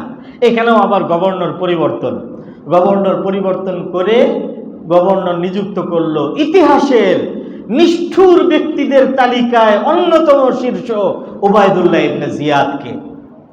উবাইদুল্লাহ ইবনে জিয়াদ ছিল তখন বসরার গভর্নর। তো তাকে তার দায়িত্ব সম্প্রসারণ করে বললো যে তুমি বসরারও গভর্নর এবং এখন থেকে তুমি কুফারও গভর্নর। আচ্ছা, উবাইদুল্লাহ ইবনে জিয়াদকে, উবাইদুল্লাহ ইবনে জিয়াদ হচ্ছে কুফার সাবেক গভর্নরের ছেলে, তার বাবাও কুফার গভর্নর ছিল, মানে জিয়াদ। তো উবাইদুল্লাহ ইবনে জিয়াদ কুফায় আসছে গভর্নর হয়ে, নতুন গভর্নর হয়ে সেই প্রথম যে কাজ সেটা হলো মুসলিম ইবনে আকিল যার ঘরে অবস্থান করতেছিলেন, আমি নামটা বলছি আপনারা খেয়াল করছেন কিনা, একজন বিশিষ্ট ধনাঢ্য ব্যক্তি হানি ইবনে উরওয়া। হানি ইবনে উরওয়াকে গ্রেফতার করছে, গ্রেফতার করে তাকে জেলখানায় আটক করছে। তো তাকে যখন জেলখানায় আটক করছে, তো মুসলিম ইবনে আকিলের আশেপাশে তো 18,000 মানুষ আপনারা জানেন। তো মুসলিম ইবনে আকিল এখানে একটা রাজনৈতিক ভুল সিদ্ধান্ত গ্রহণ করেন, যেটা রাগের বশবর্তী হয়ে তার নেওয়া ছিল সিদ্ধান্তটা। এই জন্য রাগের মাথায় কোনো সিদ্ধান্ত নিলে, সংক্ষুব্ধ হয়ে সিদ্ধান্ত নিলে ওই সিদ্ধান্ত বেশিরভাগ ভুল হয়। উনি রাগের মাথায় বলে যা আমাকে, মানে আমার মেজবান, আমি যার ঘরে অবস্থান করতেছি, এই অপরাধে তাকে গ্রেপ্তার করা হয়েছে, আশেপাশে তো 18,000 মানুষ আছে। তিনি বলেন যে চলো জেলের তালা ভাঙ্গো এবং উরওয়া ইবনে হানিকে মুক্ত করো। বাস, তিনি জেল ভাঙ্গার কর্মসূচি ঘোষণা করে রওনা হয়েছেন। তো জেল ভাঙ্গার কর্মসূচি ঘোষণা করে যখন জেলখানার দিকে রওনা হয়েছেন, ওনার তো দেখতেছেন যে আষ্টে পৃষ্ঠে আশেপাশে কত হাজার মানুষ, 18,000 মানুষ। আপনারা কি বিরক্ত হইতেছেন নাকি? এই কথা আমরা শেষের দিকে চলে আসছি ইনশাআল্লাহ। তো উরওয়া ইবনে হানিকে মুক্ত করার জন্য 18,000 মানুষ নিয়ে যখন রওনা হয়েছেন, উবাইদুল্লাহ ইবনে জিয়াদ, ইতিহাসের নিষ্ঠুরতম নৃশংস গণহত্যাকারী উবাইদুল্লাহ ইবনে জিয়াদ ও সেনাবাহিনী নিয়ে অগ্রসর হয়েছে। তো উবাইদুল্লাহ ইবনে জিয়াদ যখন সেনাবাহিনী নিয়ে অগ্রসর হয়েছে, হযরত হাসান রাদিয়াল্লাহু তাআলা কুফাবাসীর ব্যাপারে বলছেন যে এদের উপরে আস্থা রাখা যায় না, এই জন্য সব চিঠি আমি পানিতে ভাসায় দিছি। মুসলিম ইবনে আকিলের সামনে তো এই বাস্তবতা ছিল না, সে তো দেখছে 18,000 মানুষ। কিন্তু 18,000 মানুষ নিয়ে যখন রওনা হয়েছেন, তো উবাইদুল্লাহ ইবনে জিয়াদের বাহিনীর মানে পদাঘাত যখন তাদের কানে আসছে, সেনাবাহিনী যখন মার্চ করে কোথাও চলে তো আওয়াজ হয়, ওই আওয়াজ যখন কানে আসছে, তো 40-50 জন করে আস্তে আস্তে ভাগতে ভাগতে ভাগতে ভাগতে 18,000 মানুষের থেকে সর্বশেষে মুসলিম ইবনে আকিলের পাশে ছিলেন মাত্র 40 জন। আর বাকি এই 40 জন করে ভাগতে ভাগতে 18,000ই 17,000 কত শত হবে, এরা সবাই ভেগে চলে গেছেন। মাত্র 40 জন, অনলি 40, মাত্র 40 জন মানুষ আছেন। তো মুসলিম ইবনে আকিলের সামনে তো কোনো মানে এই অসম লড়াই ছাড়া এর কোনো অল্টারনেট ছিল না। ওই অবস্থাতেই তিনি মোকাবেলা করছেন, লড়াই করছেন, যুদ্ধ করছেন। কিন্তু মানে আর্মস এবং আর্মি সেনাবাহিনীর সামনে, সশস্ত্র বাহিনীর সামনে নিরস্ত্র সাধারণ জনগণ কতক্ষণ টিকে থাকবে? সম্ভব না এটা। সাবেক আমাদের দেশের ক্ষমতাসীন দল, তাদের আস্থার জায়গাটা কোথায় ছিল? এ দেশে এত আন্দোলন সংগ্রাম হচ্ছে, কিন্তু একদম টাচ থেকে মাছ কোনো কিছু হচ্ছে না। তাদের আস্থাটা কোথায় ছিল বলেন তো? সেনাবাহিনী, সশস্ত্র বাহিনী। কিন্তু সশস্ত্র বাহিনী যখন হাত ছেড়ে দিছে, ঠিকই এক মুহূর্ত কি একদিনও টিকে নাই। তো সম্মানিত উপস্থিতি, বলছিলাম এটাই বাস্তবতা। তো তাদের সামনে মানে এই সেনাবাহিনীর সামনে এই 40 জন মানুষ কি করবে? এই অল্প সময়ের মধ্যে একদম সব শহীদ হয়ে গেছেন, মারা গেছেন। দ্বিতীয় কাজ উবাইদুল্লাহ ইবনে জিয়াদ, প্রথম কাজ তো হলো এটা। দ্বিতীয় কাজ যেটা করে সেটা হচ্ছে এটা ইয়াজিদের নির্দেশেই করে, যে কুফায়ের চতুর্দিকে মদিনা থেকে আসা যাওয়ার যে মহাসড়ক আছে, এই মহাসড়কে কড়া প্রহরা বসায় দেয়, কেউ যেন কুফার থেকে যেতে না পারে। আর মদিনার থেকে কুফাতে যদি কেউ আসে, তাহলে কড়া তল্লাশি এর হুকুম দেয়। তাহলে কুফার থেকে কেউ যেতে পারবে না, তার মানে কোনো মেসেজ ইত্যাদি এগুলি নিয়ে কেউ যেন মদিনায় যেতে না পারে। আর মদিনার থেকে কেউ আসলে কড়া তল্লাশি করে তারপরে তাকে কুফাতে প্রবেশ করতে দেওয়া হবে। সে এই হযরত হুসাইন রাদিয়াল্লাহু তাআলা আনহুর কাছে লাস্ট মেসেজ কি ছিল? যে পরিবেশ অনুকূল আপনি আসেন। কিন্তু এদিক থেকে আর এই মেসাকার হয়ে গেছে, এটা তো ওনার কাছে সংবাদও পৌঁছে নাই, এবং সংবাদ পৌঁছার সর্বশেষ যে মাধ্যম সেটা বন্ধ করে দেওয়া হয়েছে। হযরত হুসাইন রাদিয়াল্লাহু তাআলা আনহু রওনা হয়েছেন, আসতেছেন তিনি কুফায়ের দিকে। তিনি যখন আসতেছেন তখন হযরত হুসাইনকে বিজ্ঞ সাহাবায়ে কেরাম নিষেধ করেছেন। ওই যে নিষেধ যে করেছেন সেটা আগেই বলেছি। অনেকে হযরত হুসাইনের এই আশাটাকে, কুফায় আগমনকে অনেকে বলে যে এটা ইয়াজিদের শাসনের বিরুদ্ধে একটা বিদ্রোহ ছিল। বাহ্যিকভাবে আমরা মনে করি যে বিদ্রোহের তো উপযুক্ত কারণও আছে। ইয়াজিদ একজন অনুপযুক্ত শাসক, তার বিরুদ্ধে বিদ্রোহ, এটা তো সত্যের পতাকা উত্তোলন। কিন্তু না, এটা একটা চোরাবালি। এই কথা বললে চোরাবালিতে আপনার পা আটকে যাবে। হযরত হুসাইন রাদিয়াল্লাহু তাআলা আনহুর আগমন বিদ্রোহ ছিল না। কেন ছিল না? বিদ্রোহের কিছু রাষ্ট্রনীতির ভাষায় বিদ্রোহের সংজ্ঞা আছে। বিদ্রোহ কাকে বলে? রাষ্ট্রনীতির ভাষায়, রাষ্ট্রবিজ্ঞানের ভাষায় বিদ্রোহের সংজ্ঞা হলো যে 1 নম্বর মানে সশস্ত্র আন্দোলন হইতে হবে, সশস্ত্র হইতে হবে। 2 নম্বর কোনো অঞ্চল দখল করে এরপরে ঘোষণা করতে হবে। 3 নম্বর কর্মীদেরকে অস্ত্রশস্ত্র নিয়ে বের হওয়ার ঘোষণা দিতে হবে, তাহলে এটাকে বিদ্রোহ বলা হয়। কিন্তু হযরত হুসাইন রাদিয়াল্লাহু তাআলা আনহু যদি বিদ্রোহী করবেন, তাহলে বিদ্রোহের জন্য সবচেয়ে উপযুক্ত জায়গা কুফা নয়, উপযুক্ত জায়গা ছিল মক্কা। কারণ মক্কাতে তার বিপুল জনপ্রিয়তা ছিল। বিদ্রোহ যদি করবেন তাহলে তিনি বাহিনী নিয়ে আসবেন। তিনি এসেছেন মাত্র কতজন লোক নিয়ে? আহলে বায়েতের পরিবারের সদস্য নিয়ে মাত্র 100 জন। আমাদের পুরাতন প্রাচীন পুঁথি ইত্যাদিতে এখানে একটা ভুল তথ্য আছে, 72 জন। 72 জনের একটা 72 জন না, 100 জন মানুষ ছিলেন, ছোট বড় মিলিয়ে। বিদ্রোহের সংজ্ঞার মধ্যে এটা পড়ে না এই কারণেও, 3 নম্বর এই কারণেও পড়ে না যে ইয়াজিদের শাসন তো এখনো প্রতিষ্ঠিতই হয় নাই। ইলেকশনের মাধ্যমে নির্বাচিত সরকার হয়ে গেলে যদি তার বিরুদ্ধে বিদ্রোহ কেউ করে তাহলে এটা হলো বিদ্রোহ। কিন্তু দেশে এখনো কোনো নির্বাচিত সরকারই নাই, এখনো ক্ষমতায় আসে নাই। তখন যদি কেউ, এখন ফর এক্সাম্পল যেমন এখন বিএনপি ক্ষমতায় আছে, বিএনপি জোট ক্ষমতায় আছে, কিন্তু ক্ষমতায় আসার আগে যদি কেউ বিএনপির বিরোধিতা করে তাহলে এটাকে কি বিদ্রোহ বলা হবে? বুঝলেন এই কথাটা? এটাকে বিদ্রোহ বলা হবে না। তো ইয়াজিদের ক্ষমতা এখনো পাকাপোক্ত হয় নাই, সুতরাং ইয়াজিদের বিরোধিতা করলেও এটা বিদ্রোহের সংজ্ঞার মধ্যে পড়ে না। এটার আরো বিস্তারিত ব্যাখ্যা আছে, আমি ওদিকে যাব না। তো হযরত হুসাইনের এই কুফা আগমন এটা বিদ্রোহ ছিল না ইয়াজিদের বিরুদ্ধে। বিদ্রোহ বললে সমস্যা কোথায়? বিদ্রোহ বললে সমস্যা হচ্ছে এখানে, যদি হযরত হুসাইনকে আপনি বলেন যিনি সত্যের পক্ষে এবং মিথ্যা আর অসত্য এবং অসত্যের বিরুদ্ধে, ইয়াজিদের বিরুদ্ধে তিনি বিদ্রোহ করেছেন, এভাবে বললেও একটা জটিলতা তৈরি হয়। সেটা হলো এই যে তার মানে যে কোনোভাবেই হোক হযরত হুসাইন বিদ্রোহী। আর পৃথিবীর সমস্ত রাষ্ট্রের রাষ্ট্রীয় আইনের মধ্যে বিদ্রোহীর একমাত্র শাস্তি হচ্ছে মৃত্যুদণ্ড অথবা শাসক যেটা ইচ্ছা করে সেটা। হযরত হুসাইনকে যদি বিদ্রোহী বলা হয় তাহলে এখানে ইয়াজিদ অথবা ইয়াজিদের সেনাপ্রধান উবাইদুল্লাহ ইবনে জিয়াদ ওনাকে যে পরবর্তীতে হত্যা করেছেন ইত্যাদি, এগুলির একটা বৈধতার ব্যাখ্যা দাঁড়ায় যায় যে উনি শাসকের বিরুদ্ধে বিদ্রোহ করছেন, অতএব শাসক চাইলে তাকে শাস্তিও দিতে পারেন, চাইলে মাফও করতে পারেন। শাসক এখানে শাস্তি দিয়েছেন, শাসকের দোষ কি? তো এইভাবে করে একটা ইয়াজিদের কাজের বা সিদ্ধান্তের একটা ক্লিন চট এবং ব্যাখ্যা সৃষ্টি হয়ে যায় এবং হযরত হুসাইন বিদ্রোহী হিসাবে অটোমেটিক অপরাধী হয়ে যান। এই জন্য এই ব্যাপারটা ক্লিয়ার থাকা উচিত যে তার কুফায় আগমন এটা কোনোভাবেই বিদ্রোহ ছিল না। তিনি মক্কাতে কেন অবস্থান করেন নাই, এই ব্যাপারে তার পক্ষ থেকে আরেকটা বক্তব্য পাওয়া যায়। তিনি বলেন যে আমি চাই না।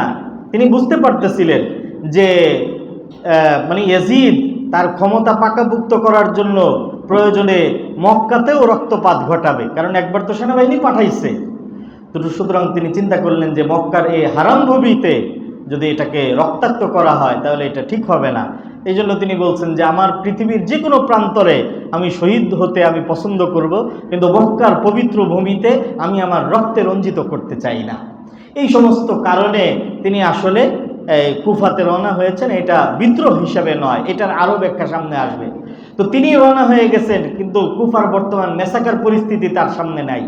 তিনি যখন কুফার একেবারে কাছাকাছি চলে আসছেন, 100 কিলোমিটার দূরে ওবায়দুল্লাহ ইবনে জিয়াদের কাছে। আচ্ছা, ওবায়দুল্লাহ ইবনে জিয়াদ ইতিমধ্যে মুসলিম ইবনে আকিলকে হত্যা এবং তার সাঙ্গপাঙ্গকে ছত্রভঙ্গ করা এবং সর্বশেষ যারা ছিল তাদেরকেও হত্যা ইত্যাদি এগুলি যখন ইয়াজিদের কাছে সংবাদ পাঠাইছে, তো ইয়াজিদ বাহবা দিয়েছে, তাকে সাধুবাদ জানাইছে এবং এটাকে সে অভিনন্দন করছে যে হ্যাঁ, তুমি খুব ভালো করছো এবং আগামীতেও যে কেউ মাথা চাড়া দিয়ে উঠলে এভাবে থামায়া দিবা।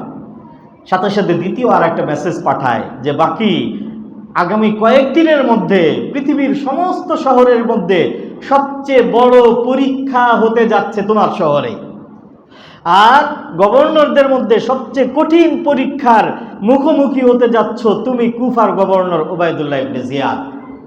তিনি কোন দিকে ইঙ্গিত করতেছেন?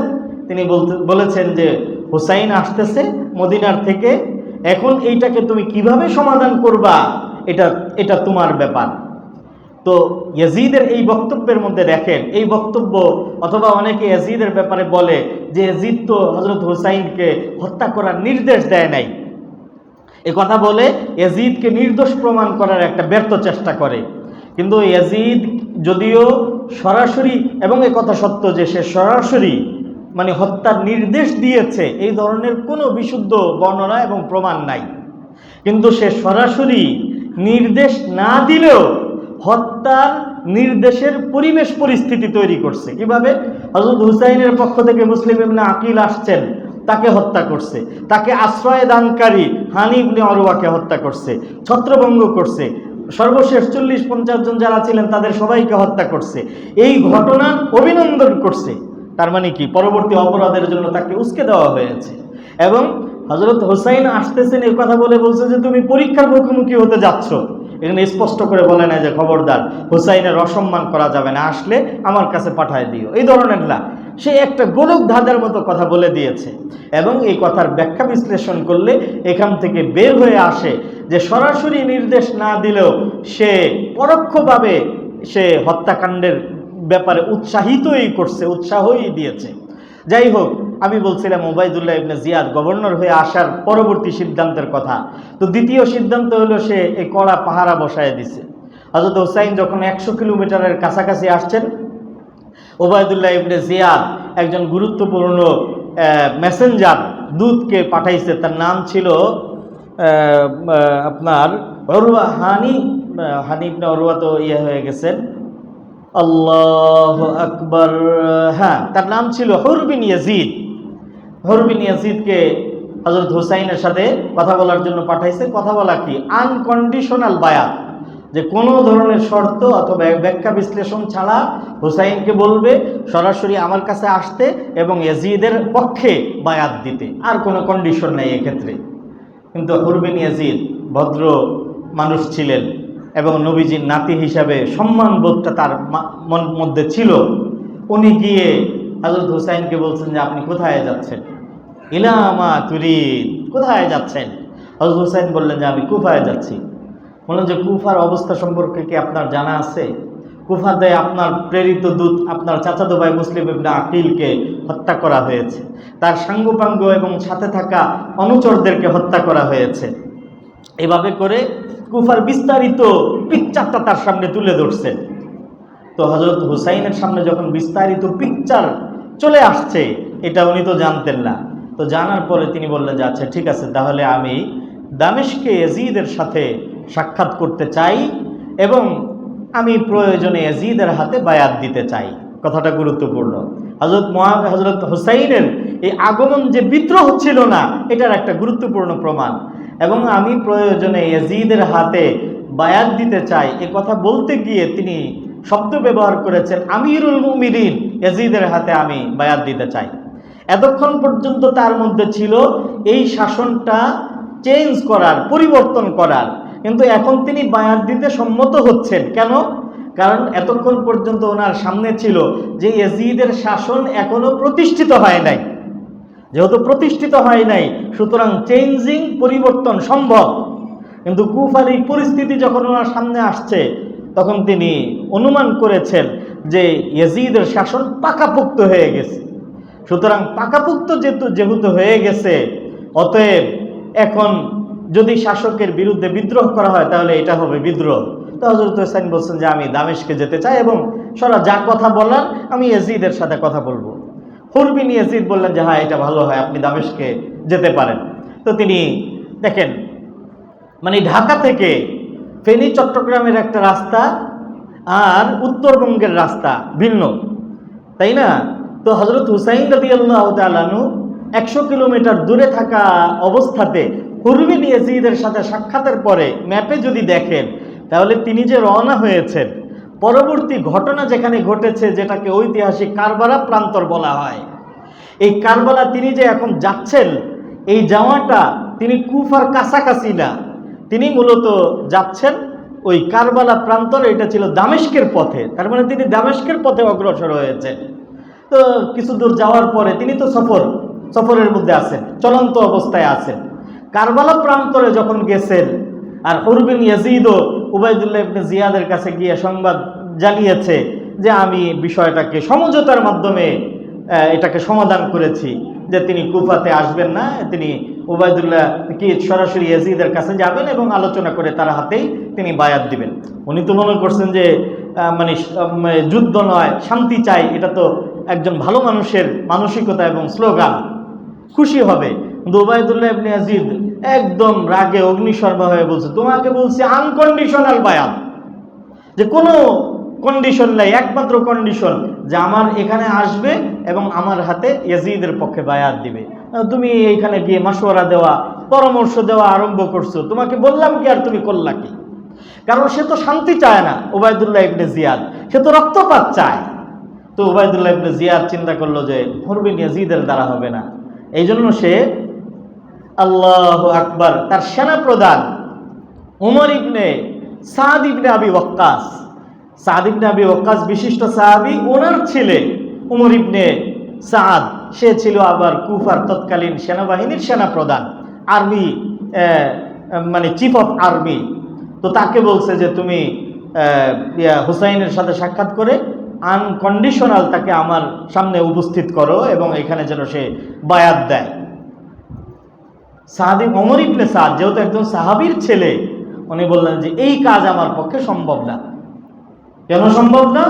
কারণ তিনি নবীজির নাতি, তিনি একজন বিশিষ্ট সাহাবী, আমি তার সাথে বাড়াবাড়ি করতে পারবো না। উবাইদুল্লাহ ইবনে জিয়াদ বলল যে তুমি তোমাকে আর্মিদের মধ্যে চেইন অফ কমান্ড, শৃঙ্খলার একটা বিষয় আছে, উপরের নির্দেশ, এটা মানতেই হবে। তো তোমাকে বললো যে তুমি যদি এই নির্দেশ মানতে অস্বীকৃতি জ্ঞাপন করো তাহলে তোমার সামনে তিনটা রাস্তা, তিনটাই তোমার জন্য অনিবার্য। 1 নম্বর, তোমার বাড়িঘর জ্বালিয়ে দেওয়া হবে, তোমার আত্মীয় স্বজন সহকারে সকলের বাড়িঘর জ্বালিয়ে দেওয়া হবে। 2 নম্বর, তোমার সকল আত্মীয় স্বজনের নারীদেরকে সম্ভ্রম এবং শ্লীলতা হানি করা হবে। 3 নম্বর, অবশেষে তোমাকে হত্যা করা হবে। এখন তো বাধ্য। ওমর ইবনে সাদ এসেছেন, সাথে ছিল জি জৌশন, শিমার ইবনে জি জৌশন এবং আরো অনেকে, এবং এই হুর বিন ইয়াজিদ যিনি এতক্ষণ কথা বলছেন, মধ্যস্থতা করছেন, উনিও ছিলেন। কারবালার প্রান্তরে হযরত হুসাইন চলন্ত অবস্থায় ছিলেন, ওখানে তার গতিপথ, কারণ আপনারা ইতিমধ্যে শুনেছেন যে তিনি তো দামেস্কে যাচ্ছেন এবং ম্যাপের মধ্যে দেখলেও এটা বোঝা যায়, ওখানে তার গতিপথ, তার মানে কাফেলা আটকিয়ে তাকে বলা হয় যে আপনাকে সামনে যেতে দেওয়া হবে না, আপনি উবাইদুল্লাহ ইবনে জিয়াদের কাছে গিয়ে বায়াত দিবেন। হযরত হুসাইন রাদিয়াল্লাহু তাআলা আনহু বললেন যে না, উবাইদুল্লাহ ইবনে জিয়াদের কাছে আমি বায়াত দিতে পারবো না, তার মতো একজন মানুষের হাতে আমি হুসাইনের বায়াত দেওয়া সম্ভব না। এবং এটা শুধুমাত্র হযরত হুসাইনের মতো মানুষ উবাইদুল্লাহ ইবনে জিয়াদের হাতে বায়াত দিতে পারবে না এটাই না, আরো অনেকগুলো ইস্যু ছিল এখানে। কারণ উবাইদুল্লাহ ইবনে জিয়াদকে মাত্র কয়েকদিন আগে মুসলিম ইবনে আকিলকে হত্যা করেছে, আপন চাচাতো ভাই যে মুসলিম ইবনে আকিলকে হত্যা করেছে, যেটা ওনারা কুফার কাছাকাছি এসে জানতে পেরেছেন, ওই মুসলিম ইবনে আকিলের আপন ভাইয়েরা হযরত হুসাইনের সাথে আছে। তো ওনারা বলছেন যে না, আমরা কোনো অবস্থাতেই উবাইদুল্লাহ ইবনে জিয়াদ, যার হাত আমাদের ভাই মুসলিম ইবনে আকিলের রক্তে রঞ্জিত, তার কাছে আমরা যেতে পারি না। এটা আত্মমর্যাদা বোধের একটা প্রশ্ন। হযরত হুসাইন রাদিয়াল্লাহু তাআলা আনহু বললেন যে ঠিক আছে, তোমাদের সামনে আমার প্রস্তাব, হয়তো আমাকে ইয়াজিদের কাছে দামেস্কে যেতে যাও, আমি তার সাথে আলোচনা করে সমাধান করব। তারা বলল যে না, এটা হবে না। তাহলে আমি মদিনা থেকে এসেছি, আমাকে মদিনায় ফিরে যেতে দাও। তারা বলল যে না, এটাও হবে না। 3 নম্বর, যদি নাই হয় তাহলে বনু উমাইয়াদের শাসন যেখানে আছে এর বাহিরে যেখানে তোমাদের কর্তৃত্ব নাই সেখানে আমি আমার মতো ব্যক্তিগত জীবন যাপন করব, আমাকে এই সুযোগ দাও। বলছে এটাও হবে না। একটাই কন্ডিশন, উবাইদুল্লাহ ইবনে জিয়াদের কাছে গিয়ে বায়াত দেওয়া। হযরত হুসাইনের পক্ষে তো আমি আগেই বলছি যে এটা কোনোভাবেই সম্ভব না। তো আলোচনার মাধ্যমে যখন সময়, হুর বিন ইয়াজিদ তখন বলছিল যে কোনো একটা প্রস্তাব আমরা মেনে নেই, হয়তো দামেস্কে যাক, আর না হলে তিনি মদিনায় ফিরে যাক, আর না হলে তিনি অন্য কোথাও ফিরে যাক। কিন্তু ওই ওমর ইবনে সাদ সেনা প্রধান হিসাবে এটা তার পক্ষে মানা সম্ভব ছিল না। শিমাল ইবনে জি জৌশান সে বেশি উত্তেজিত ছিল, সে বলছিল যে না, এটাও আমরা মানতে পারবো না। এবং ওই সময়ে যুদ্ধ আরম্ভ করার বিভিন্ন সংকেত ছিল সেনাবাহিনীর পক্ষ থেকে। দেখেন, কুফাবাসীর উপরে আস্থা রাখা যায় না, যেটা হযরত হাসান বুঝতে পারছিলেন। তারা যখন এই আলোচনা পর্যালোচনা করতেছিলেন, সেনাবাহিনীর মধ্যে যে পরিমাণ লোক সেখানে উপস্থিত ছিল এর চেয়ে কয়েক শতগুণ বেশি মানুষ উৎসুক জনতার ভিড় করে তারা গ্যালারিতে তারা দাঁড়ায় দেখতেছিল যে কি ঘটনা ঘটতেছিল। এবং এত বিপুল সংখ্যক মানুষ ছিল যে তারা যদি জোরে একটা স্লোগান দিত তাহলে আর্মস ক্যারিয়ার সেনাবাহিনীর পক্ষেও এখানে একটা ভীতি সৃষ্টি হয়ে যেত যে এত মানুষের বিরুদ্ধে অস্ত্র ধারণ করা যায় না, যেটা আমাদের এখানে হয়েছে। কিন্তু এরা একদম নির্বিকার, মানে ঘটনা দেখার জন্য গ্যালারিতে বসছে, খেলা দেখার জন্য, এরকম একটা ভাব। কুফাবাসীর উপরে আরবিতে প্রবাদ বাক্য প্রসিদ্ধ আছে, আল কুফি লা ইউফি, কুফাবাসীরা কখনো প্রতিশ্রুতি রক্ষা করে না, এদের উপরে ভরসা করা যায় না। তো আমি বলছিলাম যে যুদ্ধ আরম্ভ করার কিছু সংকেত আছে। তো সেনাবাহিনীর পক্ষ থেকে একজন, ওইটা 10ই মুহররম, ওই সময় অক্টোবর মাস ছিল, মানে শীতের দিন। হযরত হুসাইন রাদিয়াল্লাহু তাআলা আনহু জুব্বা পরা ছিলেন, শীতের জুব্বা। তো সেনাবাহিনীর পক্ষ থেকে একজন ওনার এই যে ডান কাঁধে এখানে একটা তীর নিক্ষেপ করে এমনভাবে যে এই তীরের আঘাতে যেন রক্ত বের না হয়, এবং তিনি বুঝতে পারেন যে যুদ্ধ আরম্ভ হয়ে গেছে, এখন যুদ্ধ করতে হবে, বাঁচলে তোমরা বাঁচবে আর না হলে আমরা বাঁচবো, যুদ্ধ তো এটাই। তো যুদ্ধ আরম্ভ হয়ে গেছে। এখানে একটা বিষয়, আমাদের এই যে বিষাদ সিন্ধু, এরপরে আরও বিভিন্ন পুঁথি, বিভিন্ন উপন্যাস ইত্যাদি এর মধ্যে তথ্য দেওয়া আছে যে ফুরাত নদীর পানি বন্ধ করে দেওয়া হয়েছে। আপনারা অনেকে, এই তথ্যগুলো সঠিক নয়। হযরত হুসাইন রাদিয়াল্লাহু তাআলা যুদ্ধের আগে ওযু করেছেন, তো খাওয়ার পানি না থাকলে তিনি ওযু করলেন কোত্থেকে? এবং আরেকটা ভুল তথ্য হলো 72 জন মানুষ না 100 জন মানুষ ছিলেন, এবং এটা কোনো মানে সংঘাত অথবা কোনো লড়াই যুদ্ধ ছিল না। এটা তিনি মূলত এটা বিশেষ প্রেক্ষাপটে কুফাতে আসতেছিলেন। যাই হোক, যুদ্ধ যখন আরম্ভ হয়ে গেছে, হযরত হুসাইন রাদিয়াল্লাহু তাআলা আনহু যতক্ষণ পর্যন্ত সম্ভব হয়েছে এটার মোকাবেলা করেছেন। কিন্তু মাত্র একটা সেনাবাহিনীর সামনে মাত্র 100 জন মানুষ, যার মধ্যে 100 জন হয়েছে শুধু পুরুষের দ্বারা নয়, শিশু এবং নারীদের একটা উল্লেখযোগ্য সংখ্যা এখানে আছে তাদের দ্বারা। তো সেখানে যুদ্ধ সক্ষম সমস্ত পুরুষরাই এক এক করে নিহত হয়ে যান। একমাত্র ইমাম জাইনুল আবিদিন নামে যিনি প্রসিদ্ধ,